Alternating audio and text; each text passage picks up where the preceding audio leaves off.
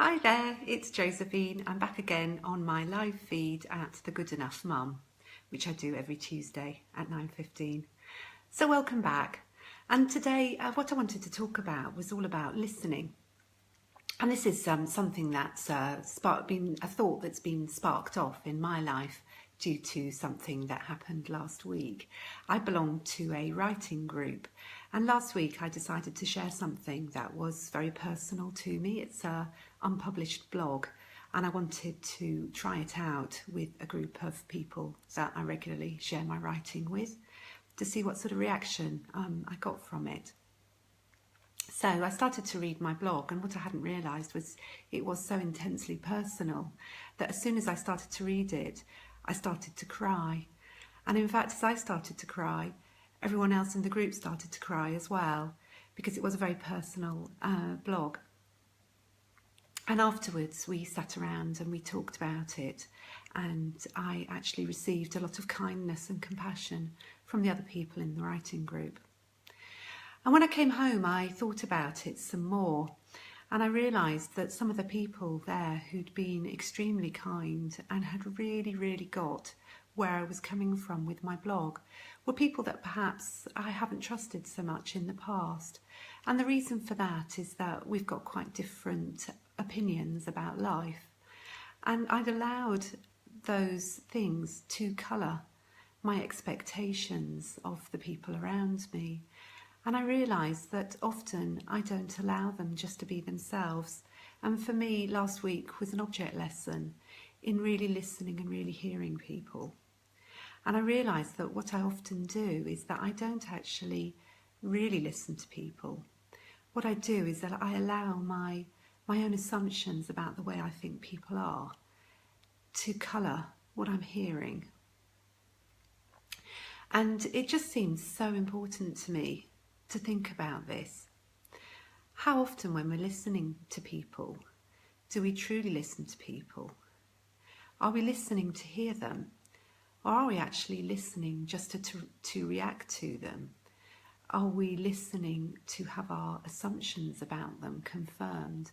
And I think that's what I've been doing with some of the people in this particular group. I'd allowed my own opinions about them to shape what I thought about them. And instead of really hearing who they were, I was allowing my previous assumptions to tell me who they were. So that's what I really wanted to think about today. And I've been sort of reading up about it over the last few days and thinking more about our listening. And it seemed to me that it was quite relevant to thinking about how we are with maybe our children as well. For example, you know, we might say to a teenager, oh, I wish you'd put your phone down because, you know, I'd like you to spend time with me and I'd like you to listen, I'd like you to talk. And you always seem to have your phone in your hands and I wish you'd put it down. And we might expect our teenager to respond in a grumpy way. In actual fact, would we really hear them if they said to us, yes, you're right, I will put my phone down because we do need to listen more? So often we don't expect that sort of response and we get armed and ready to react to people rather than really hearing their response. And how about with our very small children? Do we expect them to respond to us in a particular way?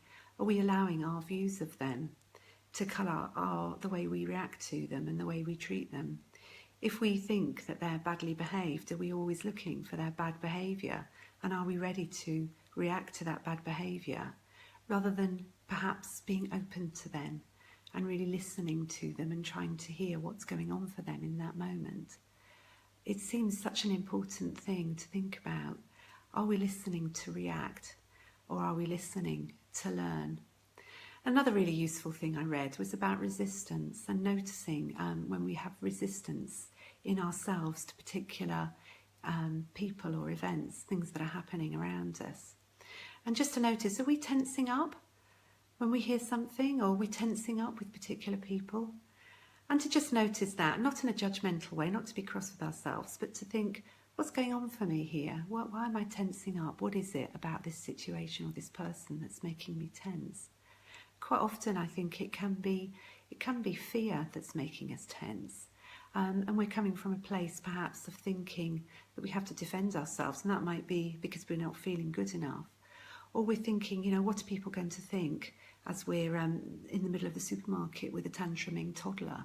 And that makes us react in a way that we think perhaps other people would expect us to react, when perhaps what we need to do is just take a breath. And something else that I'd really like to share that occurred to me when I was thinking about all of this was I went to a conference recently run by Professor Paul Gilbert, who does a lot on compassion-focused therapy. And he was sharing the results of some research that they're doing over in Portuguese prisons at the moment, where they've got therapists who are trying to approach their clients in a more compassionate and mindful way. And what they've asked the therapists to do is to breathe very slowly when they're in sessions with their clients. And what they've found is that as the therapists are breathing more slowly, it brings down the tone of the whole session.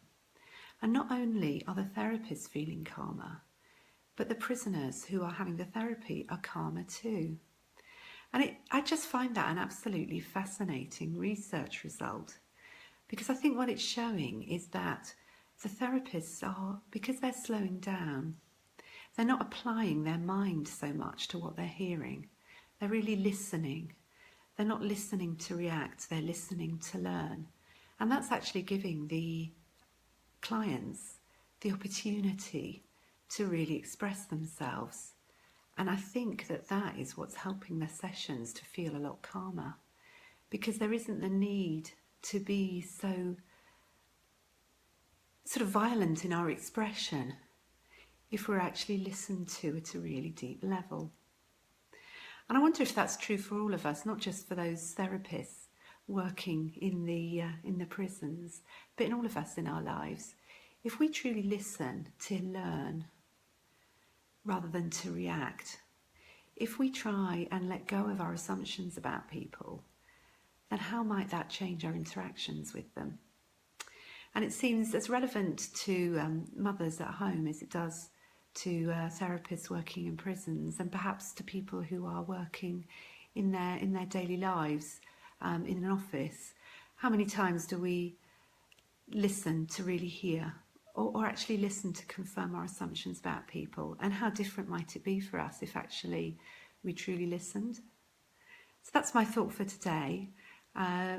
It's one that I'm obviously working on as well, one that I think hopefully as it'll encourage you just to notice the way you're listening to people, and are you allowing assumptions to get in the way?